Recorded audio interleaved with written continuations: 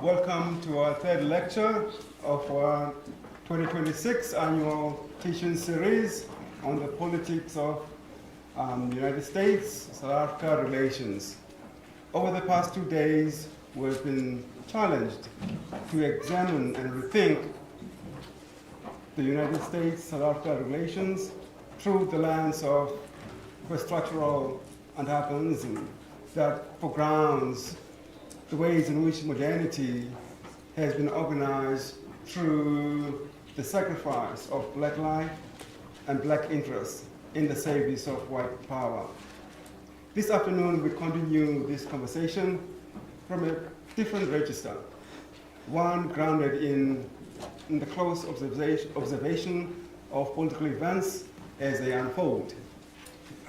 Today's speaker, Ms. Rebecca Davies, has consistently exposed power dynamics that shape South Africa's political landscape while contributing meaningfully to public debate.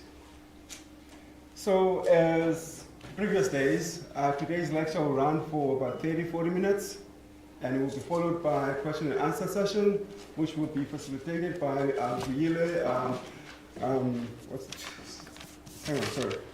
by Avuyile Nobaza. I always call him Avuyile first name. But anyway, so it will be followed by question and answer session, which will be facilitated by Avuyile Nobaza, a postgraduate politics student. Okay, so it is now my pleasure to introduce our speaker, Ms. Rebecca Davies. Ms. Davies is an award-winning senior political journalist for the Daily Maverick. She studied journalism, English literature, and linguistics at Rhodes and holds a master's in English literature from Rhodes, as well as an MPhil in linguistics and comparative philology from Oxford. After her studies, Ms. Davies worked as research lexicographer at the Oxford English Dictionary before returning to South Africa to pursue journalism. Ms. Davies was part of the team which broke the Gupta leaks story, ultimately leading to the removal of former President Jacob Zuma, and is well known for agenda-setting investigations and incisive analysis paired with an irreverent sense of humor. Most recently, Ms. Davies' 8-month investigation into wrongdoing at the Department of Social Development resulted in the firing of Social Development Minister Sisisi Tolashe. It is now my pleasure to invite Ms. Davies to the lectern. Please join me in welcoming her.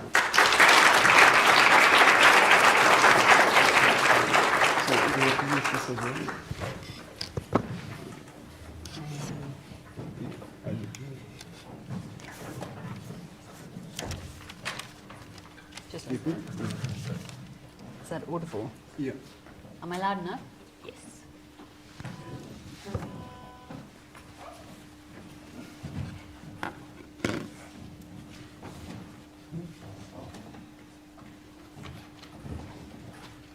Good afternoon, and thank you so much for having me. This year marks exactly 20 years since I was a Rhodes student, and coming back here is always deeply nostalgic for me, because like many Rhodes alumni, I think, wherever I go in life, I carry this university in my heart and my liver and all my vital organs, if I'm being honest. Most of my closest friends to this day are friends I made at Rhodes. My best friend, who I still talk to daily, was my neighbor in first year in Milner. And on that note, by the way, it is fascinating to me that the name of Milner residence has survived unchanged, unlike many others, because the historical figure of Lord Alfred Milner was, to borrow a term from political theory, racist as fuck. So maybe that's something to look into. But my point is, cherish the bonds with the friends you make here at Rhodes, because if you're as lucky as me, a quarter of a century later, you may still be able to borrow money from them. And that's something rather special. So I need to start with a confession. There's rarely ever a slow news week in South African journalism, but this year has felt more hectic than usual for some reason, and particularly the last few weeks when we've seen these anti-immigrant protests and so on, and this is all by way of building an elaborate excuse for the fact that when Professor Maverick sent me the poster for this talk to sign off on, I didn't really look at it. I glanced at it fleetingly, I'm sorry, Prof, basically to confirm that the photo you intended to use was of me in a relatively recent era. And I told Prof. Majabu, all good on the poster front, please go ahead, paper the Rhodes campus wall to wall with these posters. And it was not until this week when I sat down to write this talk that I pulled up the poster to actually look at it. And in a moment of pure horror, I noticed something that I hadn't previously, and that was this. That last bullet point under my alleged publications, Afrikaners in the New South Africa, Identity, Politics in a Globalized Economy. Now, the thing is, in 2009, I was a bartender, and while there are periods around this time which are admittedly quite hazy in my memory, I can confidently say I did not, in fact, author that scholarly tome. So I was looking at that, and my first response was, well, this is awkward. And my second thought was that by explicitly confirming to Prof. Majabu in writing that the information contained on this poster was accurate, I've committed academic fraud. Much like that lady last year on the board of the South African Reserve Bank who was found not to actually hold the PhD she claimed and who lost everything when she was unmasked. I'm now basically her. And my third thought was, it is kind of too late to do anything about this now because the lecture's less than 48 hours away. So maybe I could just brazen it out. But to be safe, I would probably have to get my hands on this book and read it pretty closely, just in case during the Q&A someone puts their hands up and says, I was really intrigued by the argument you made in chapter 7 of your book on Afrikaner identity. Could you please elaborate? I didn't have time to read the book, so that was off the table. But now I was wondering who did actually write this book. So I hop onto Google and I find that this is the actual author. Senior lecturer in international relations, DPhil in politics. And I'm thinking, this babe could absolutely smash this talk.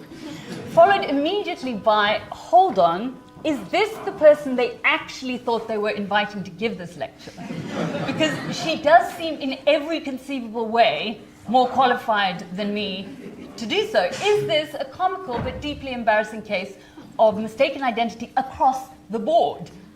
At this point I was spiraling, and my partner was trying to talk me down. She was like, it's rubbish, man. They know they invited you to give this talk. This is just your imposter syndrome talking. This is a classic case of imposter syndrome. And I'm like, but is it technically imposter syndrome if you are in fact an imposter? I would suggest not. Long story short, they had already booked my flights. And in my defense, though I did not actually write that no doubt fascinating book on Afrikaner identity, my partner is Afrikaans, so in a way, I have been carrying out my own longitudinal ethnographic study into Afrikaner identity from an alternative epistemological paradigm. But I am really sorry, Prof. Majabu, and if anyone knows the real Rebecca Davies, please tell her I'm sorry too. But the point is that as we have now clearly established, I'm not an academic. I am but a humble journalist, and this is not an academic lecture. Its contents will absolutely not be in the exam, whatever that exam is, any exam. And because this is being recorded, I think I should give a disclaimer up front that what I'm delivering here today is effectively a verbal presentation of a written opinion piece. And for the benefit of any lawyers who might ever see this, as opinion, it is protected under the press code even if the comment is extreme, unjust, unbalanced, exaggerated, and or prejudiced. For the record. So let's crack on.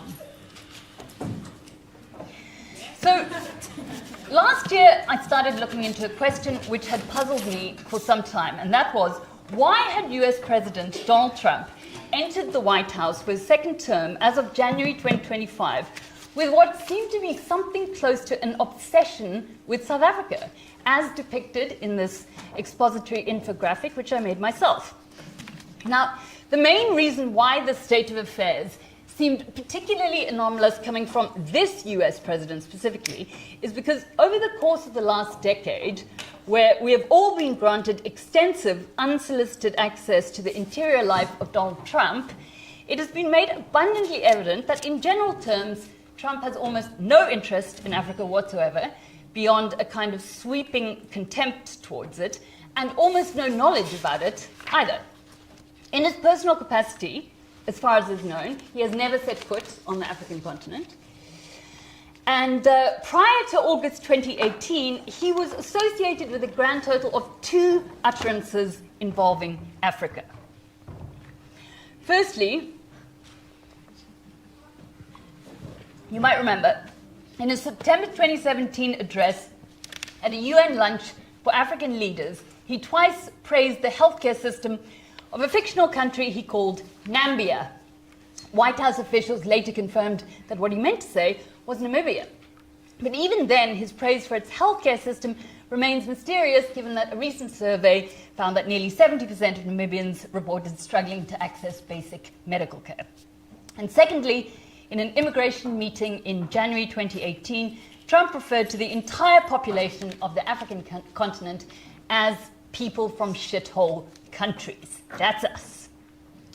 Even despite his second administration's preoccupation with South Africa, as recently as 16th June this year, during the World Cup, he appeared to be still not totally aware that South Africa is in fact a sovereign nation rather than a continental bloc, with Trump suggesting in a press conference, "Why don't North African countries unite to form one great team? South Africa did it. All their countries came together into one team, and look at them now." In reality, as we all sadly know, if a Bafana Bafana player had the slightest hint of origins from another SADC country in the current climate, the World Cup loss to Canada would have been blamed entirely on that one man, and he probably would have been met at OR Tambo by a bloodthirsty mob personally led by Jacinta Ngobese Zuma. In conclusion, I believe it is empirically fair to say that Trump, as a general rule, knows almost nothing about the continent of Africa and cares even less about its individual countries, and this found reflection in his first administration.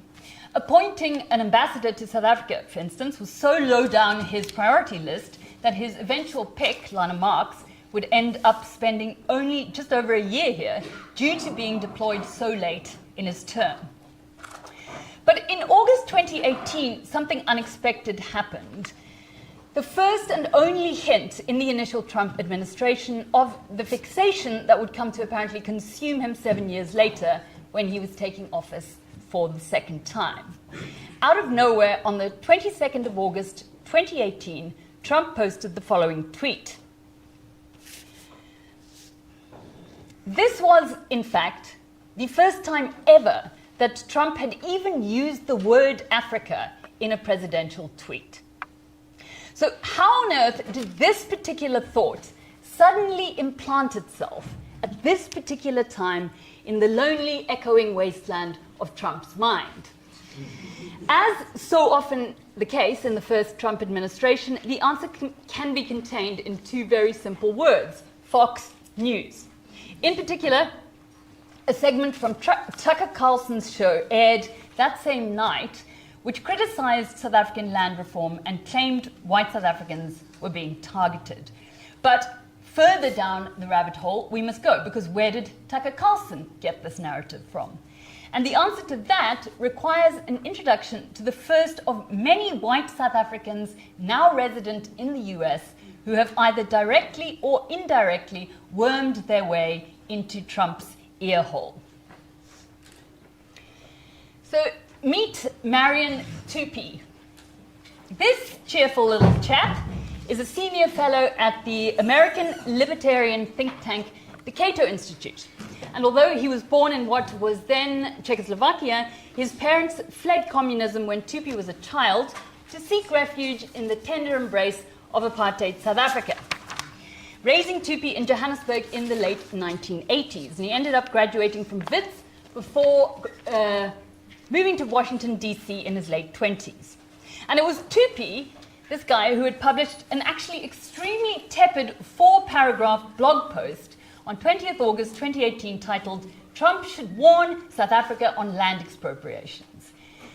It's this which caught Tucker Carlson's eye, and he went on to invite Tupi onto his show 2 days later to discuss his concerns about land expropriation, which ended up being watched by one Donald J. Trump in a kind of MAGA butterfly effect type sequence.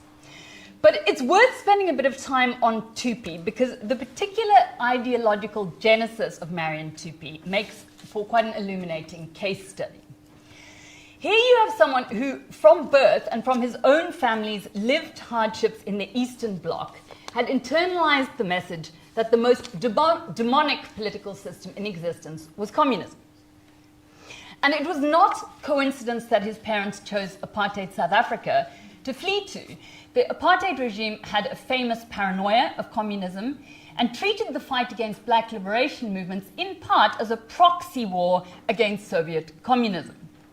The Nats viewed Eastern Bloc refugees fleeing communism as ideologically safe, politically reliable citizens, and they actively recruited them to South Africa as skilled white workers. And for these white refugees, like Tupi's family, apartheid South Africa offered them instant access to an unthinkably luxurious way of life compared to where they'd come from. What a vibe! It was a match made in heaven, and that is why by the end of apartheid, South Africa was home to the biggest community of diasporic Eastern Europeans on the African continent. So, in the form of the adult Marion Tupi, we have an individual who one might say has been effectively groomed from birth to respond to a development like land expropriation in South Africa by frantically ringing a 5-bell alarm. Because of his deprived communist origins, Tupi is primed to view private property rights as the most sacred form of human entitlement. And he's grown into an adult libertarian who is implacably opposed to most forms of government interference in the lives of citizens, while we can speculate that some level of residual internalized gratitude to the white supremacist society, which essentially saved his family's life, presumably renders him reflexively suspicious on some level of restitutional measures which might result in a loss of privilege for white inhabitants of South Africa. In short, of course, this dude is going to be in a state of writhing paranoia at the prospect of land expropriation in South Africa. But that doesn't mean that his response to it is objectively neutral or even rationally sound. Quite the opposite. It just means that he may well be the product of a very particular origin story, coupled with decades of accompanying indoctrination that have programmed him to respond to the phrase economic redress in the same manner as a cat suddenly seeing a snake. And why I've spent so much time on Tupi here is to make the point that it is from this particular jangling little bag of nerves that Middle America gets one of its first major exposures to the narrative that something deeply sinister is brewing in South Africa under the ANC government. And Donald Trump, watching Tupi hold forth on Tucker Carlson about the dangers of South Africa's land reform program while he sucks back his 17th Diet Coke for the evening in the Oval Office, he doesn't know a thing about the pretty unusual cocktail that has brewed Tupi's thinking on this matter. All Trump is seeing is a cherubic Aryan lad spitting pure facts. And all Trump is absorbing is the flattery of Tupi's conviction that it is up to him, Donald J. Trump, to save the vulnerable whites of South Africa from certain doom. But Trump himself, of course, also doesn't arrive at this moment in August 2018 as an ideologically virginal newborn baby. I think it should be uncontroversial to say at this particular point in human history that Trump is a narcissist. And what decades of psychological research have shown is that a core pillar of the narcissistic personality structure is a chronic feeling of victimhood, that you are permanently being wronged and treated unfairly. So Trump is, in other words, constitutionally primed to be receptive to even the flimsiest suggestion that people like him are the true victims of an unjust and unappreciative world. Possibly without even consciously realizing it, it's likely that he's constantly on the lookout for reinforcing evidence for his own deeply felt sense of victimhood. Now, The obvious problem for Trump and his ilk is that it is extremely difficult to make a non-laughable case for why you are a victim as a white citizen of a highly developed Western society with deeply ingrained racist roots. Even for Trump, that is a bit of a stretch. 2012, something important happens. That's the year in which smartphone adoption reaches the tipping point in the US. And there's a lot of evidence to suggest that Trump rapidly becomes ever more addicted to social media. On his most chronically online day ever in 2025, he posted 168 times within a 24-hour period, at the height of his mania on that day, averaging a rate of 1 post per minute. So, as was the case for many of us, in fairness, it's likely that from 2012 onwards, Trump fell deeper and deeper into the comforting bosom of algorithms ever more validating of his worldview. And by 2015, it becomes evident that Trump is consuming and amplifying ideas and content that are circulating in white nationalist circles. And the clearest indication of this comes in November 2015, when Trump retweets a fake crime graphic, falsely claiming that white Americans are disproportionately the chosen murder victims of black Americans, and using a hashtag that would become all too familiar to us South Africans over the years to come, white genocide. So it's important to note here that the term white genocide, as much as it has become one of our most beloved national catchphrases, did not originate in reference to an entirely imaginary extermination campaign against white South Africans in particular. The term had been in use by fringe white supremacist groups in the West from the 1970s onwards, referring to the perceived racial threat posed by factors like immigration and interracial relationships, etc. So the concept of white genocide had been tripping off the tongues of loony neo-Nazis in the US and Europe for decades. But it was only around 2011, as far as I've been able to establish, that the white right realized, in an epiphanic flash of brilliance, that given a sufficiently distorted framing, it might just be possible to weaponize the narrative of a post-apartheid South Africa, specifically, as the white genocide ground zero. And to understand how this idea began to properly take root in the US, we need to meet yet another dynamic South African immigrant to the US, a woman called Monica Stone, who was known in her homeland of South Africa as Monica Huggett. That's Monica, not quite as photogenic as Chupi, it must be said. Also, yes, that is in fact apparently an old khaki aviabier suit she has hauled out for this photo shoot.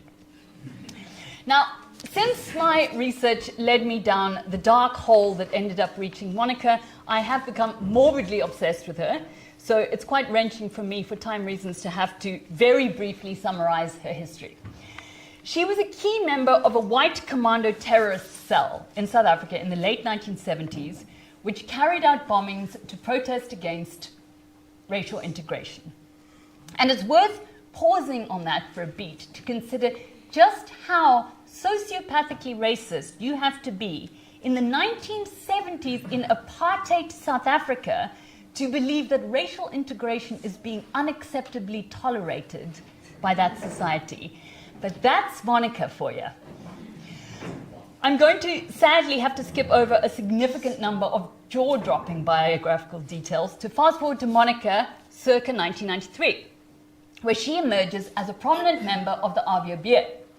And Monica, who's a real go-getter, it must be said, personally places ads in Eastern European newspapers recruiting neo-Nazi mercenaries to support her ambitious terrorist plans in South Africa. Some of them do actually come over, but unfortunately for Monica, she is caught and arrested in March 1994 on weapons and conspiracy charges, but within months is simply let out of jail. Mandela, that's all I can say. So she promptly flees to America and very touchingly finds love with a Louisiana member of the KKK. They just get each other, guys. So Over the next decade, Monica becomes a valued member of the Aryan Nations group in Louisiana. But like most secretly homesick South Africans, she keeps abreast of news back home. And in 2010, the news that the former RBOB leader Eugene Terreblanche has been murdered on his farm seems to hit Monica real hard. By this stage, bear in mind that Monica is almost 70 years old, but there is life in the old gal yet. And apparently galvanized by her Eugene Terreblanche grief, which is not a sentence I've ever said before, it is Monica who is the organizational kingpin behind what she calls the South Africa Project, which culminates in 2012 in a series of Stop White Genocide in South Africa rallies held across the United States. These rallies were pitifully small, drawing only a handful of sad skinheads to each one. But what Monica had almost single-handedly managed to achieve was planting a seed which would grow and be cultivated in the US, at least among the US white right, over the next few years. And that was the idea that in South Africa, under black majority rule, they had the perfect case study for what happens when wokeness is allowed to go unchecked. Now, by 2015, as previously mentioned, Donald Trump is finding himself increasingly at home in an online ecosystem where the concept of white victimhood in South Africa and elsewhere is repeatedly reinforced, validating his congenital instinct that the system is rigged against him, despite a truly ludicrous volume of evidence pointing to the exact opposite. And by 2016, Trump is now sufficiently comfortable in this ideological milieu that he appoints as CEO of his election campaign the white nationalist Steve Bannon, best known for running the website Breitbart News, which provides a welcoming platform for racist, xenophobic, anti-Semitic tirades and conspiracy theories. And at Breitbart, Bannon's second-in-command since 2011 has been his trusty editor-in-chief, who is, and you'll never guess this, another white South African, Mr. Joel Pollak. So Pollak was born in Johannesburg, but his parents later emigrated to the States, where he claims he thrived. But the siren song of South Africa still seemingly called to him, because he returned to do his master's at UCT, and he went on to work for 4 years as the chief speechwriter for a little-known South African political figure called Tony Leon. Pollak claims he was a radical lefty until this stint back in South Africa in his 20s, which he describes as shattering his left-wing worldview, mainly as a result of what he saw as the growing anti-Israel sentiment from the ANC and South African society.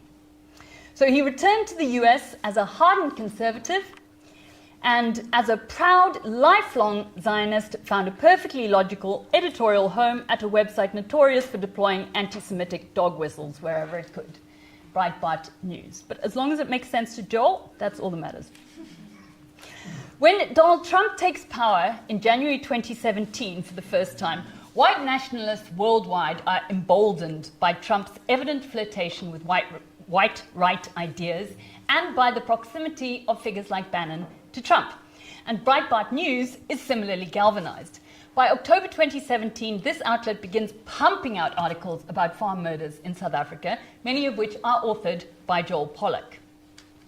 In this newly receptive political environment of the US, South African white nationalist groups like the Saidlanders quite literally go on tour almost as soon as Trump has settled into the Oval Office, selling the story of South Africa to Americans as a place where innocent, hardworking white folk are being robbed of their land and their lives at the hands of a vengeful and savage black government.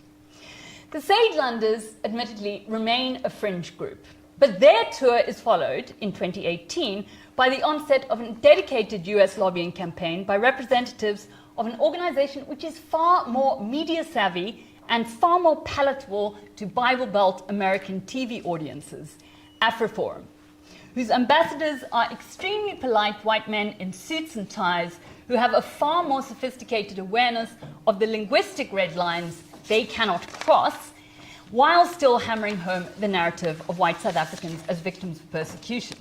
And these campaigns will be aided over the next few years in the States by a growing backlash against domestic political movements like Black Lives Matter, which are obsessively smeared by right-leaning international media outlets. And although Trump will be ousted by voters temporarily in 2021, in October 2022, something will happen which will seem later to be decisive in continuing to shift US political discourse ever further to the right. And that something is the purchase of Twitter by, and you're not going to believe this, a white man with South African origins.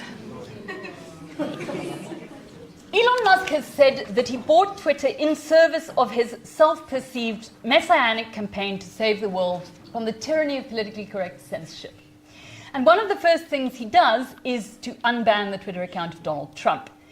Under a general relaxation of moderation and hate speech rules, it doesn't take long for Twitter to become the cesspool it is today, where you can be idly scrolling for satisfying banter about the USA's World Cup loss to Belgium and find yourself unexpectedly suddenly watching a graphic snuff movie. Now, Elon Musk, as you might know, explicitly instructed Twitter's developers to tweak the algorithm in order to ensure that pretty much all users were forced to see his own tweets. And his is now the most followed Twitter account in the world, with over 240 million followers. Now, it brings me no pleasure to say this as a journalist, but the comparison between those numbers and that of traditional media is stark and chilling. To give you some idea, in the run-up to the last presidential election, CNN was averaging around 800,000 viewers a night.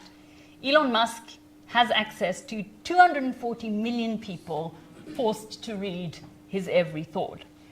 And one of the things for which he has used his access to this enormous global audience is to broadcast his personal criticism of the South African government in what has seemed to be an escalating campaign, kicking off in earnest around July 2023 with Musk's tweet that they are openly pushing for genocide of white people in South Africa. Now, that date of July 2023 is not arbitrary. It was in that exact month that white right sympathizers worldwide discovered an extremely convenient individual villain personifying their claims about white persecution in South Africa, Julius Malema, who was filmed singing his favorite lullaby, Kill the Boer, at the EFF's 10-year anniversary rally in footage which spread like wildfire among right-wingers globally. And this same footage would, of course, end up being used by Trump as a key piece of ammunition against Cyril Ramaphosa in that terrible Oval Office ambush that occurred in May 2025. So there's no doubt that this was a key inflection point in terms of the white genocide narrative campaign. Malema effectively handed them a neatly wrapped gift that would be treated as the smoking gun in terms of filmed evidence that indeed standing elected black South African politicians were openly plotting the mass murder of white South Africans. So from July 2023, Elon Musk becomes the single most powerful megaphone for the white genocide narrative via his Twitter account.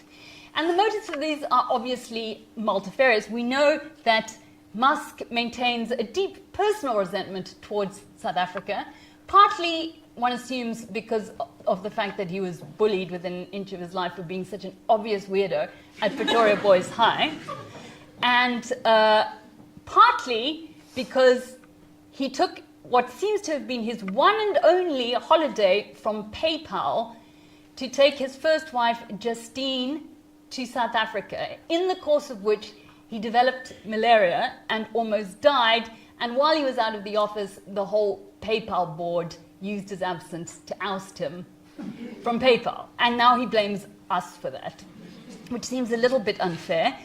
And then the third strand here is obviously his insistence that he should be allowed to operate his Starlink satellites in South Africa without having to abide by the BEE legislation that the South African government has imposed.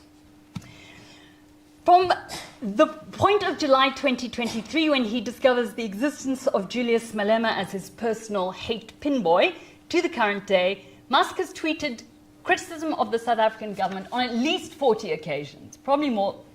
And after publicly endorsing Donald Trump's presidential campaign in July 2024, and donating at least $288 million to his campaign, he is installed, at least for a period, because as we all know, that bromance will eventually dissipate, but he's installed at least for a period as one of Trump's most trusted advisors. So by the time Trump takes office for the second time in January 2025, there are a number of other influential men within his political orbit, all of whom have personal ties to apartheid South Africa, all of whom share a politics centered on white grievances and a conviction that the political climate has been allowed to drift simply too far to the left. I don't have time to deal with all of them in detail, but in addition to Elon Musk and Joel Pollak, who have already met, on the left there we have tech mogul David Sachs, also part of what is known as the original PayPal mafia. Sachs was born in Cape Town to parents who later emigrated to the States, and he, as early as 1995, so he's a really early adopter of anti-wokeness, co-authored a book titled The Diversity Myth, in which he essentially whinged about having to share a university campus with people of color. In the Trump era, he has emerged as one of the leading right-wing voices in the US, and Trump appointed him as his main tech advisor for his second administration. And Sachs's longtime friend is the tech billionaire Peter Thiel, pictured on the right here, who spent formative years as a schoolboy living in, guess where, apartheid South Africa, and what is now Namibia, while his father worked on the apartheid government's nuclear project. According to his classmates at his US university, Thiel was allegedly a vocal defender of the apartheid system, and on one occasion allegedly told a black female peer that South Africa's systematic denial of civil rights to black people was economically sound. And in the middle here, at the bottom, we have a figure who is an obvious outlier in one respect, namely that he is not white. But that is Patrick Soon-Shiong, a medical billionaire born and raised in Gqeberha, up the road, attended Wits, who today owns one of America's most prestigious legacy newspapers, the LA Times, and has reportedly used it to block criticism of Trump again and again, particularly in the lead up to the 2024 elections, which Trump won. And this isn't even the full cast of people around Trump with South African origins. Trump's longest standing South African friend, as far as I can determine, is the golfer Gary Player, who has been close to Trump for at least 30 years. Player was notorious for serving as a kind of touring unofficial global ambassador for the apartheid regime, defending it against all comers. In a 1966 memoir, he described black South Africans as, quote, alien barbarians, which I think is all we need to know about the political thinking of Gary Player.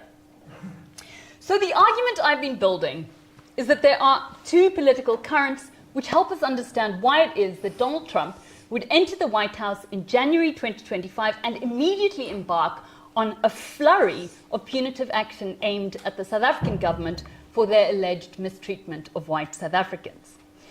The first has been the way in which this narrative conveniently aligns with Trump's personal philosophy of victimhood and his increasing appetite for a white right worldview in which post-apartheid South Africa becomes a vital instrument for the laundering of white supremacist politics through the language of victimhood, allowing them to claim that they're not defending apartheid, they're protesting genocide. They're not opposing black political power, they're just standing up for persecuted farmers. They're not advocating for white supremacy, they're just demanding human rights for whites. Somebody, please. In this warped fever dream, the real country of South Africa itself and its real inhabitants is of little actual importance beyond its symbolic resonance as an argument to be deployed in America. This, they warn, is what happens when whites lose their grip on power, and it cannot be allowed to happen here.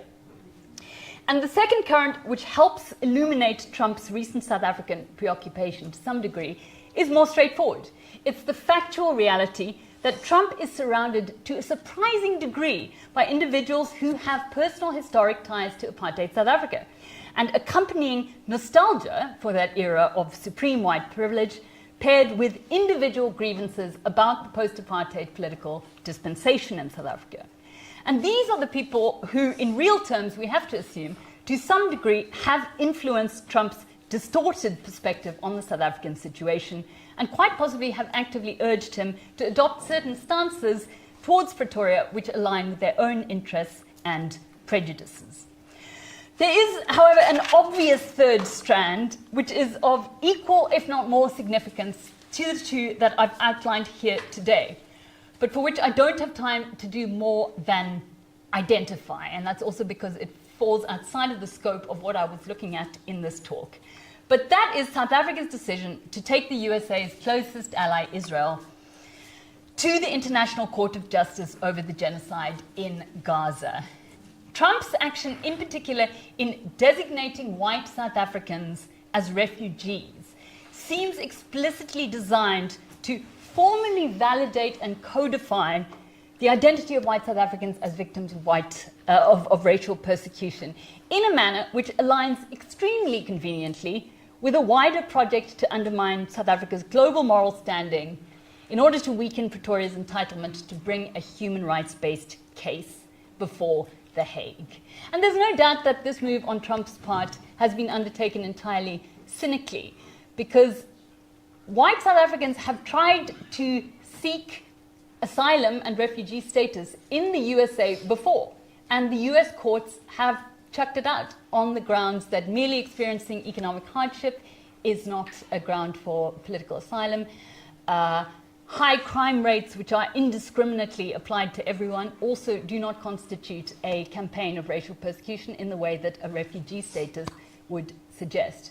But this is also a technique that the US has used before.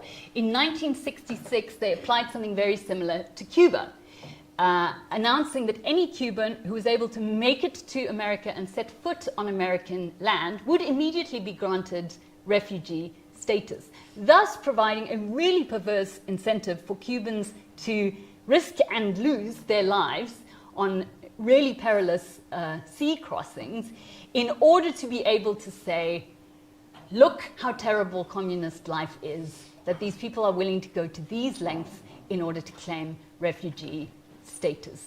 So it is something they have tried before. Also, I don't know if you're aware, at least one Indian family has gone over as refugees. So it's not just whites who are being accepted by the US, but I don't know if the rest of America knows. In conclusion, 20 years ago, when I left this campus, I was headed for the UK, carrying South Africa around inside me, as those of us who leave this country, even temporarily, tend to do. And so too do the men I've described today. But the South Africa they carry around is a fiction. It's one in which they are persecuted, and the country that raised and then betrayed them is the aggressor. They, together with white nationalists in search of a racial cautionary tale, have sold that fiction to the most powerful man in the world. And Donald Trump was all too keen to buy it because it flattered the sense of victimhood he has already been nursing his entire life. Our country of 60-odd million real people, South Africa, now pays the diplomatic and economic price for a grievance that was never truly about us at all. We were only ever a prop for a battle about identity politics to be fought somewhere very far from us. Thank you.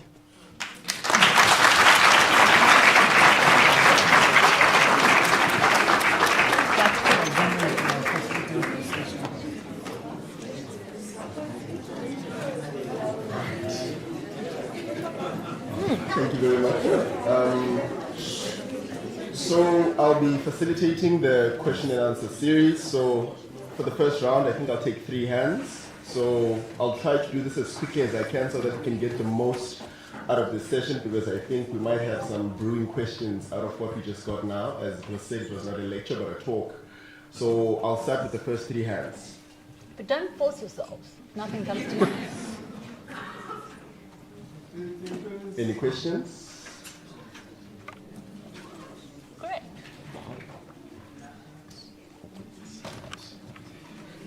1,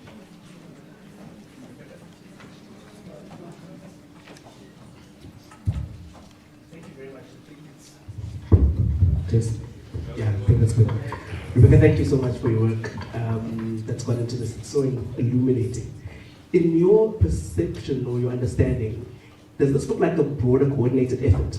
Right? Like, so, and I don't want to be a conspiracy theorist about it, but there's a sense to which you get a sense that there might be a bigger picture and an organized body that coordinates all of this. And I mean, I'm just trying to connect the dots between your input and Dr. Msimang's input yesterday. I think we're working quite hand in glove together in terms of the picture that you're. What is the big picture that you're seeing? What does it say? So one of the things that is definitely happening is that there is a covert international campaign pushing towards right-wing conservative Christian family-based politics across the world, funded by money from the US and from Russia, and they are also increasingly targeting Africa. In fact, Cape Town next year is going to play host to a massive conference on this. And that is a coordinated campaign. That is one in which countries are encouraged, for instance, to sign a pledge committing to never adopting abortion rights. And this is a campaign which takes place in the form of seemingly disparate grassroots local organizations, which really in reality have deep connected roots and are connected by the same Russian and American funders. So I don't think you're being conspiratorial. There are these currents that are coordinated already, and it's not a far leap to go from conservative, right-wing, family-based, anti-abortion politics to one which simultaneously tacks on a racial persecution element. Yeah. Thank you, Rebecca. What do you think of the link between the transporting of Afrikaner families to the US and the Great Replacement theory? That in 2030, white Americans, I think non-Hispanic, white non-Hispanic Americans will, I almost said for the first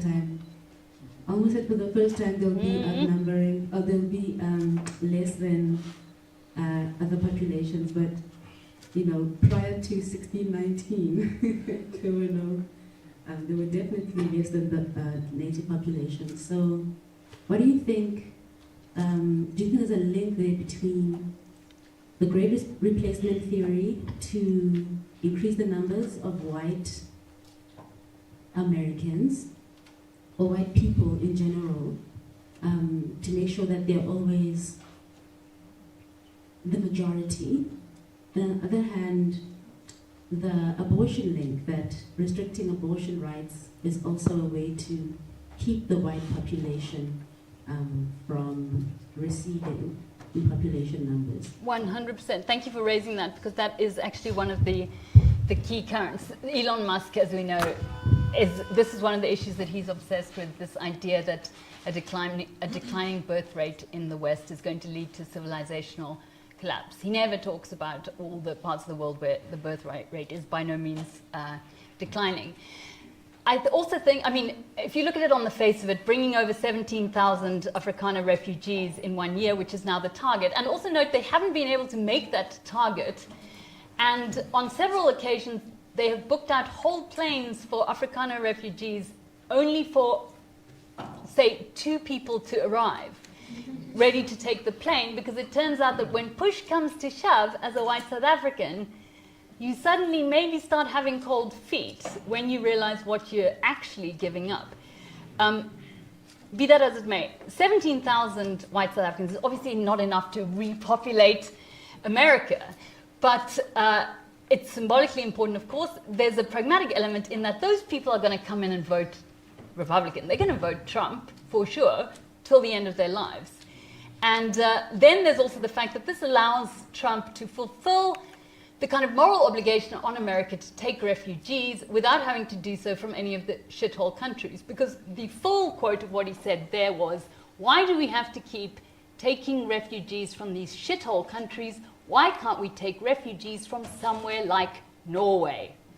Now that is like the most obvious Aryan dog whistle ever. What he wants is white, blonde, blue-eyed refugees. And in some ways, you can see white South Africans as sort of Timu Norwegians. You know, we're not quite there, but if you squinted us in the dark when you're a bit drunk, we could pass.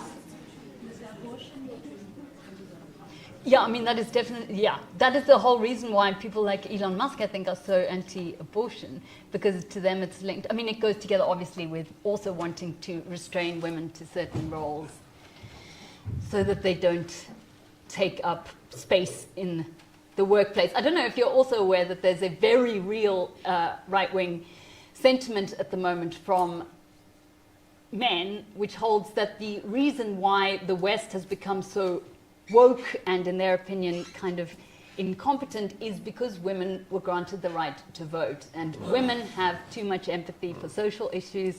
They're the ones who want to take in the refugees, etc. And you'll see it being voiced more and more openly on social media once you're aware of it. Men just saying, this is the reason why women shouldn't be allowed to vote now. It hasn't quite coalesced into an overt campaign, but watch out, that is coming. Hi, Rebecca. Thank you so much for that talk, you called it. I don't know what it was. It was brilliant. I wonder, because a lot of sort of states are noting that part of, the agency is being constrained by the structural power that the United States is obviously exerting. So I'm kind of, when we're thinking about South Africa, and sort of how you outline the structures and the key players, most of whom have roots here, effectively what agency do South Africans or ordinary black people have in being able to disrupt this narrative? And how do we counter what is being said? Because we know Americans don't read, right? So even if you say it's not happening, the narrative continues to persist. So how do we disrupt that narrative and effectively take back, I guess, Pretoria so that it's not affected or does not affect our sort of foreign policy? Well, what the fuck is Trevor Noah doing? I mean, where is that guy? He's like the one dude in America who could potentially reach a wide audience, and he doesn't seem to have any appetite to do so. I mean, the truth is also, if you're attempting to rationalize with white right nationalists, I don't think you're going to get very far. I mean, we saw that from the evidence of the Oval Office meeting in May 2025, where Ramaphosa and even the likes of, what's the other golfer, Ernie Els, for God's sake, were trying to very reasonably say, Mr. Trump, President Trump, this is wrong. There was clearly no evident outcome to that. So your question is a difficult one, honestly. I suppose, yeah, I mean, I'm only half joking about the likes of Trevor Noah. To find these people who can speak to both the left and right in America, and it's very hard in an increasingly polarized political environment, but someone who can reach across that divide, who is still widely like an Oprah, man. Oprah. We need Oprah. She's still running that school. It's time.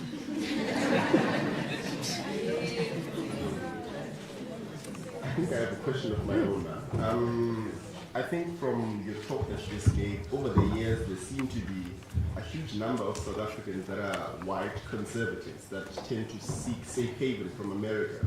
What do you think the intent is there with having so many white conservative South Africans going to America? What does that mean? You mean from America's perspective or from their perspective? From their perspective. The ones who are going? Yeah. Well, it's often been said that white Afrikaners and a certain kind of American Republican have quite a lot in common culturally. There's this kind of church-going, gun-toting. I'm very broadly stereotyping here, obviously. Please understand, I don't mean all Afrikaans people. But there are overlaps between that culture, even the kind of music, kind of traditional shared values. So I think there is a sense in which somebody who is really disenchanted with their life in Potch or whatever could go somewhere like Alabama and find themselves not necessarily feeling particularly culturally displaced, and also constantly validated in political views which you're allowed to express in a far more overt way there than you would here in our woke hellhole. Thank you so much for that beautiful picture that you painted. Again, if you connect it from what you got yesterday, it gets a bit scary because it is clear that we are dealing with a well-coordinated network that's to undermine basically the country and its sovereignty. And if we really take it seriously, it makes it difficult to see things randomly. And if you may allow me to push it to another speculative terrain, we've just seen a rigorous organization by a movement with the most random people that we've never heard of before. I wonder, in your connecting the dots, do you come across anything that can help us connect? Where do these people get their funding? Because they randomest member of the community, but then they were like organizing so well and flying each day to a different country, to a different province, I mean. Thank you. I'm really glad you mentioned that. Actually, I was hoping somebody would, because there are obvious parallels. And you're right, it's easy to become conspiratorial. I have actually tried to look into Jacinta Ngobese Zuma's funding, because all we know publicly is that March and March had one public crowdfunder which ran for 6 months from August last year to February this year, and it raised 13,000 rand in total. That is not enough. But there is also the reality that Jacinta Ngobese Zuma, while being preoccupied ostensibly with the plight of predominantly township residents competing for scarce resources, is herself nowhere near that living milieu, right? She lives in an 8 million rand La Lucia mansion bought by her husband in 2023. Her husband is extraordinarily wealthy in his own right as a lawyer who also benefits from a lot of state legal work. So they have money independently. Whether they genuinely feel so passionate about this cause that they're willing to spend their own money seems unlikely. What I've heard from KZN sources is that their donors are likely to be people connected to former President Jacob Zuma, that they share the same kind of funding network. But you are right to be skeptical about the underlying ties of some of these movements. I recently wrote about a similar movement called South Africans for Constitutional Reform, which ran an astonishingly successful crowd fundraiser, raising 500,000 rand in something like 2 weeks, and most of that within about 3 days. And this is a literally unknown organization compared to March and March. And when I started looking into that, I found that the figurehead of this campaign, who is a woman called Prinsloo Mtombeni, has not disclosed to followers who think that they are backing her because she shares their sentiments on restricting access to South Africa to foreigners, that her actual aim is to restrict the ability of NGOs in South Africa to operate. And then you're like, why would Prinsloo Mtombeni care so much about this? Well, turns out that she is a self-professed nuclear advocate, and for the past 12 years or so, she's built up this sideline as somebody pushing for nuclear in South Africa, which is completely fine, except from one very specific perspective. She believes that the nuclear deal with Russia, which the Western Cape High Court chucked out in 2017, should have been allowed to go ahead, and if it had, we wouldn't have suffered load shedding. And this is the message that she has been pushing year on year, while being wined and dined by the Russian state nuclear energy company, Rosatom, being flown around the world. So there's little doubt that Prinsloo Mtombeni is receiving some measure of support from the Russian nuclear company, whose interests this xenophobic campaign serve, because they allow it to bundle in a separate request, which is that NGOs not be allowed to take the government to court over issues like nuclear procurement. Because you might recall, the only reason the nuclear deal was stopped was because environmental NGOs went to court and chucked it out. And that is why those NGOs are now in the sights of this woman who is disguising that actual aim as a wider xenophobic campaign to tap into the current anti-immigrant trends. So there's definitely lots more undercurrent stuff to be dug up there. And trust me, we are trying. We are. All right, so we'll take two last questions. The podium first and then Prof. Okay, cool. Thank you so much, Rebecca, for your insights. Just a quick one. Should we be worried about the Heritage Foundation's publication, which is known as Project 2025, which was authored in 2023, and I think Dr. Pilam Simanket alluded to the project, the Heritage Foundation and its right-wing work, which also influences the President of America. So I'm asking this question because the Constitutional Court judgment on the sale of the Tafelberg Bay property, which it declared unconstitutional, should we be worried about how much they are pushing for this agenda 2025 or this project 2025 to also manifest in South Africa, which then leads to the gentrification of South Africa, whereby we find that certain citizens are not allowed to live in different parts of South Africa, that is including the Western Cape, some parts of the Eastern Cape and the metros, and we're also seeing another move by that silly organization known as the Democratic Alliance, which has nominated Helen Zille as its mayoral candidate. Should we be worried about this gentrification and its move to how it manifests itself here in South Africa, which we can then see a version of the United States of America manifesting itself in certain African countries, especially South Africa? Thank you. I mean, yes, I think that Dr. Msimang is probably best placed to answer the question about the Heritage Foundation. But I would suggest that the DA is doing enough of a good job at this without needing the Heritage Foundation's support.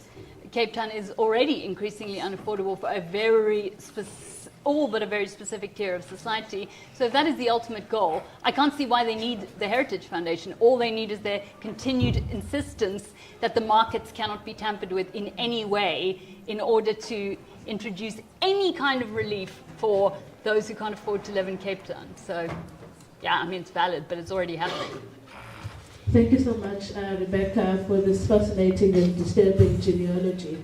I'm just wondering, are there any voices in South Africa and the US that are speaking to each other as a kind of, as a sign of how this Trumpist fascist moment can be turned around? Perhaps not so much to convince the racist, but as a counter movement, because I do believe that, you know, even these moments, we can build a counter movement towards the futures that we want.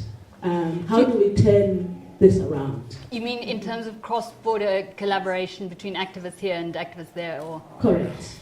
I don't know, actually. It's a very good question. What I do know is that the Democratic Party in the US, because they've had years of kind of reverse programming, they remain highly skeptical of basically any white South Africans attempting to lobby in Washington. So AfriForum, for instance, is not going to get a meeting with the Democratic Party, even in its current quite milquetoast form. And I mean, that, for one, gives me some reassurance. They are still stuck on, you know, the era of Mandela, and they can't countenance an alternative white narrative there. I should look into that, though. I hope that is happening. I'd be heartened. All right. Thank you, Rebecca, for that wonderful lecture. So our fourth lecture is tomorrow at 1 p.m. in this venue. We look forward to welcoming you back. Have a good afternoon.